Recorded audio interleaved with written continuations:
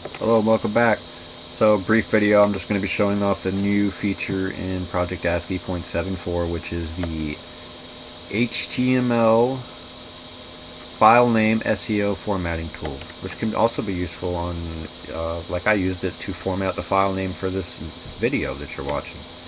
I'll give you a demonstration here. This works on HTML files, any kind of file, because you don't always want to put spaces in file names, believe it or not. So here we go. Let's see how to use the new HTML file name SEO formatting tool in ASCII version 0.74. Click the button.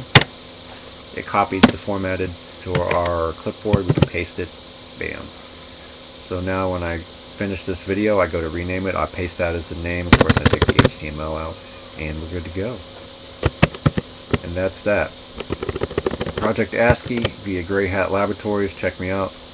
Please like, comment, subscribe. Appreciate you all. Love you. Have a great day.